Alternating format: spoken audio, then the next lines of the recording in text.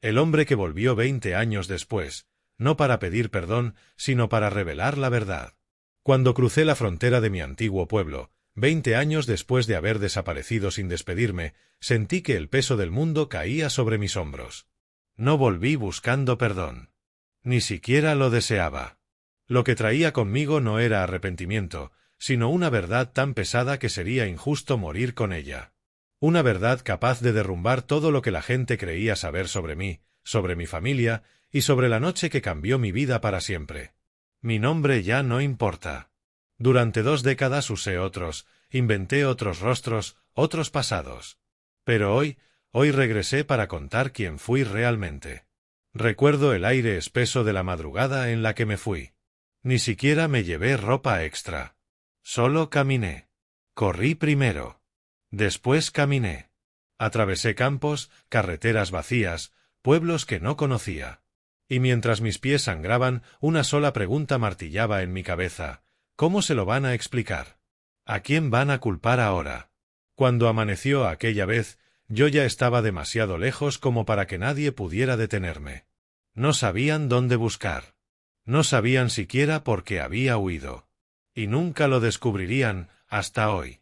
Regresar al pueblo fue como entrar en una fotografía donde todo había envejecido, menos la memoria. Las casas seguían ahí, pero más descascaradas. La plaza principal parecía más pequeña. Y la iglesia, esa iglesia que había sido el centro de todo mi sufrimiento, estaba igual. Como si nada hubiera pasado. Caminé despacio, con la capucha puesta, escuchando cómo mi corazón latía con violencia. A cada paso tenía la impresión de que alguien me reconocería, de que me señalarían con el dedo. Ahí está, el que se fue después de lo que hizo. Pero nadie me reconoció. 20 años pueden borrar un rostro, pero no la culpa que lo acompaña. Antes de revelar por qué regresé, necesito volver al principio. A la noche exacta que destruyó mi vida. A la noche que todos recordaron mal. Yo tenía 19 años. Era un muchacho tranquilo, demasiado ingenuo, demasiado obediente. Crecí en una familia que llevaba un apellido respetado, pero también temido. Mi padre era un hombre rígido, con una autoridad que pocas veces se cuestionaba. Y mi madre era un corazón atrapado en una jaula.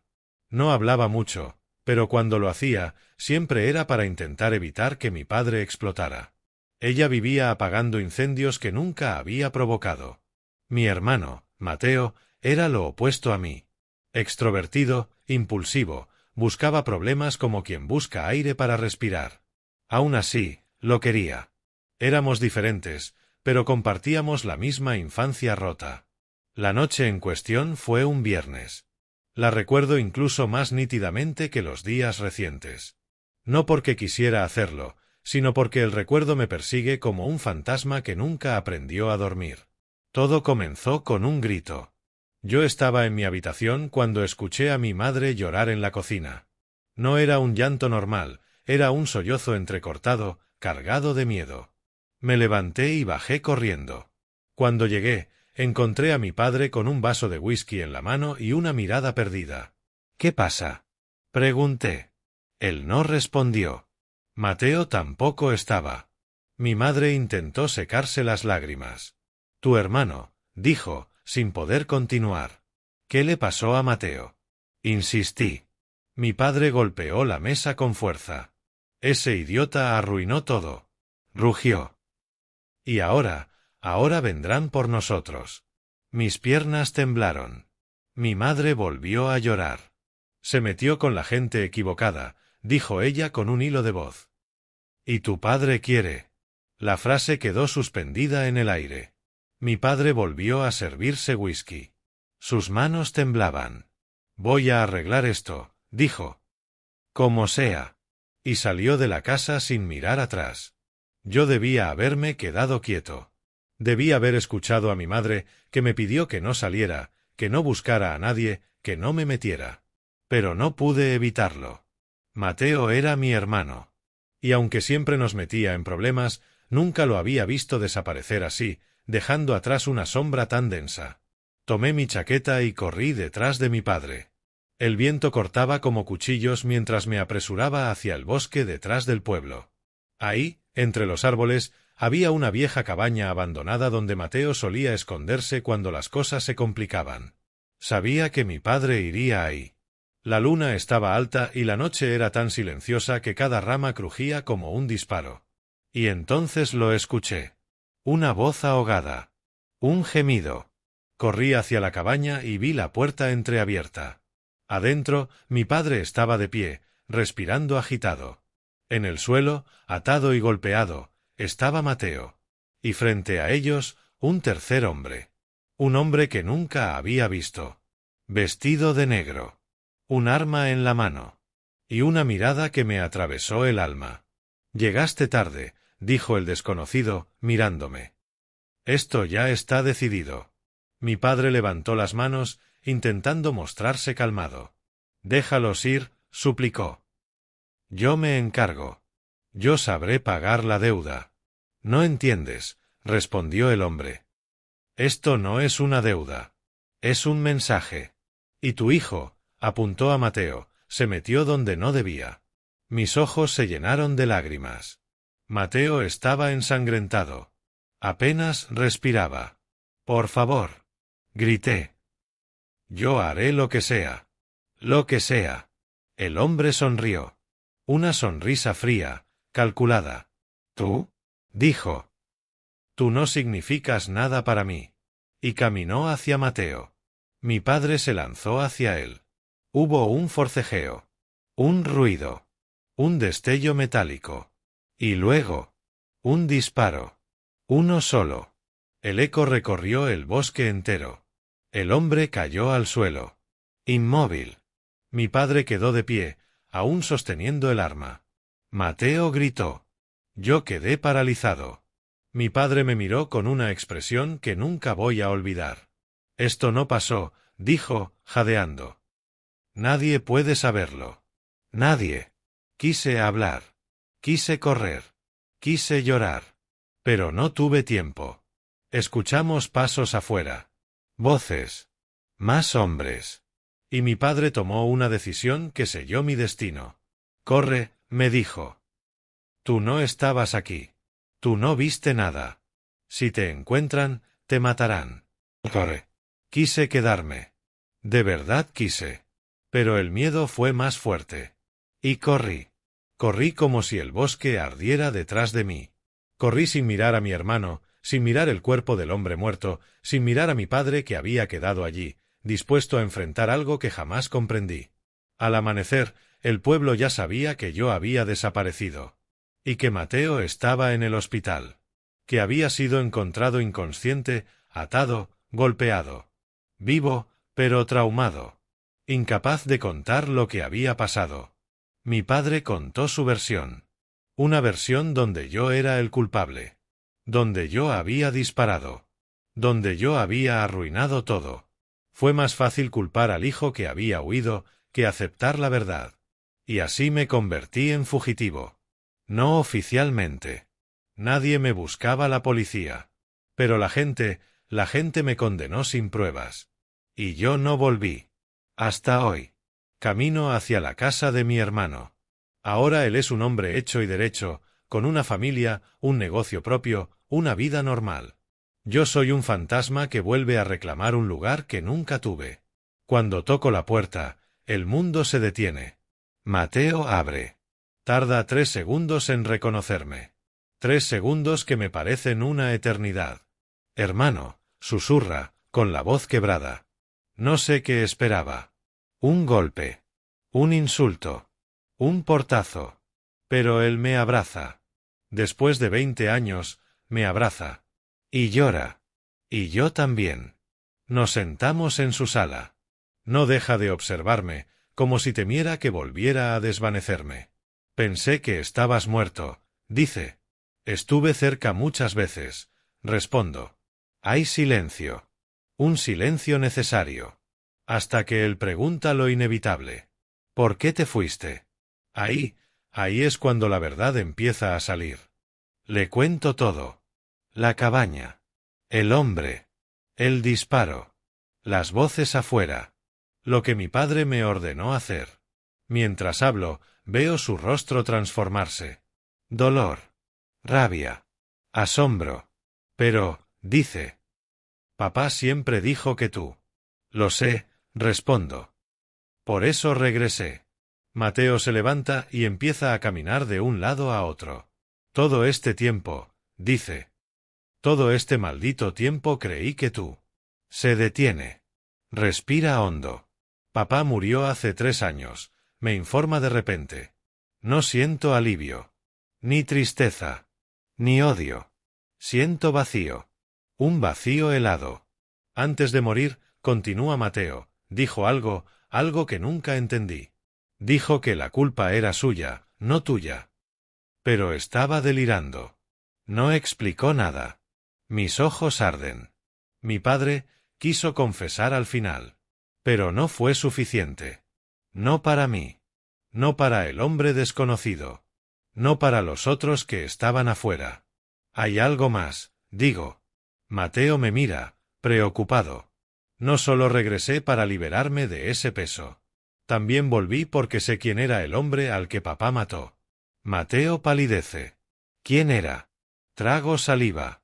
Era un mensajero. Solo un mensajero. El verdadero peligro era alguien más. Alguien que papá conocía. Alguien que nunca dejó de vigilarnos. Mateo da un paso atrás. ¿Estás diciendo que? Asiento. Sí. Él sigue vivo. Y sabe que regresé. En ese mismo momento, 3 golpes secos suenan en la puerta. Mateo y yo nos miramos. Mi corazón late tan fuerte que casi me desmaya. Alguien sabe que estoy aquí. Alguien nos siguió. Alguien que espera desde hace 20 años. A que yo volviera. Mateo tiembla. Yo acerco un dedo a mis labios. Silencio. Los golpes se repiten. Sé que están ahí, dice una voz grave al otro lado de la puerta. La reconocí de inmediato. Era la misma voz que escuché entre los árboles hace 20 años. No del hombre que murió, sino de uno de los que venía con él. Uno que nunca vi el rostro. Hasta hoy. Mateo quiere llamar a la policía. Pero sé que no servirá. Ese hombre siempre ha operado desde las sombras. Con contactos, con poder, con influencias que no puedo ni describir. Ábreme, dice la voz. Solo quiero hablar. Mateo me mira, esperando órdenes. Por primera vez en la vida, él depende de mí. Respiro hondo. Y decido enfrentar mi pasado. Abro la puerta. Un hombre de unos 60 años está parado frente a nosotros. Alto. Elegante. Tranquilo. Como si no estuviera a punto de destrozar 2 vidas. Me observa durante un largo rato. Te pareces a tu padre, dice. Más de lo que crees. A mí me hierve la sangre. ¿Qué quieres? Pregunto. Él sonríe con calma. Cerrar un ciclo, responde. Tu padre me debía una explicación. Nunca la obtuve. Ahora la quiero de ti. Mi padre está muerto. Digo. Lo sé, responde él. Por eso estás tú aquí. Entramos los 3 a la sala. Mateo se queda detrás de mí, como si yo pudiera protegerlo. El hombre se sienta con tranquilidad, como si estuviera en su propia casa. Tu hermano, dice, señalándome, cometió un error hace 20 años. Un error que provocó una cadena de consecuencias. Mi hermano estaba siendo torturado, respondo con rabia. Ustedes lo estaban matando. El hombre niega con la cabeza. Nosotros no lo golpeamos. Cuando llegamos a la cabaña, él ya estaba así. Y el mensajero también. Tu padre llegó antes que nosotros. Mis manos sudan. ¿Qué estás diciendo? Tu padre no intentaba salvarlo, dice el hombre, inclinándose hacia mí. Tu padre estaba allí para silenciarlo. Mi respiración se corta. Eso es mentira. ¿Estás seguro? Lo miro a los ojos. No veo odio. No veo manipulación. Solo veo certeza. Tu padre debía dinero, continúa. Mucho dinero. Y no era por juegos ni deudas comunes. Era dinero sucio. Dinero que pertenecía a gente peligrosa. Gente para la que yo trabajaba. Pero un día, tu hermano Mateo descubrió algo. algo que nunca debió descubrir. Miro a Mateo. Él está blanco como una sábana. ¿Qué descubrí? Pregunta él. El hombre lo observa con calma. Que tu padre usaba el negocio familiar para lavar dinero. Tú encontraste documentos, cuentas, nombres, y los robaste para proteger a tu madre. Te asustaste. Los escondiste. Pero papá te encontró antes que nosotros. Mateo se lleva las manos al rostro. No, no recuerdo nada de eso. Porque estabas en shock, dice el hombre. Tu padre te golpeó, te ató, y mandó al mensajero para que se deshiciera de ti. Pero cuando él llegó, ya estabas inconsciente. Y entonces llegó tu padre, con un arma. Los otros hombres no llegaron a tiempo. Las palabras me perforan el alma. Todo lo que creí durante 20 años. Era una mentira. Una mentira dicha por mi propio padre. El hombre continúa. Tú, me señala, no eres culpable. Nunca lo fuiste. Pero tu padre necesitaba un escape. Y tú fuiste el hijo que siempre obedecía. Mis ojos se llenan de lágrimas. ¿Por qué no dijeron nada? Pregunto con la voz rota. El hombre aprieta los labios. Porque tu padre negoció algo más valioso, silencio a cambio de información. Y, debo admitirlo, cumplió su parte. La habitación se siente pequeña. El aire es pesado. ¿Y ahora qué? Pregunto. ¿Vienes a cobrarnos algo? El hombre me observa. Y su rostro se suaviza, aunque sea por un segundo. No, dice. Vine a cerrar lo que quedó abierto. Este secreto nos afectó a todos. Pero ya no tiene sentido continuar. Nadie va a castigarlos. Nadie va a buscarlos. Su padre murió. Y con él, todos sus acuerdos. Se pone de pie. Quise decírtelo en persona.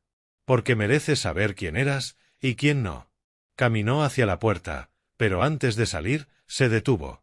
Tu padre cometió muchos errores, dice. Pero uno de ellos fue protegerte demasiado. Y se va. Así. Sin amenazas. Sin violencia. Sin despedida.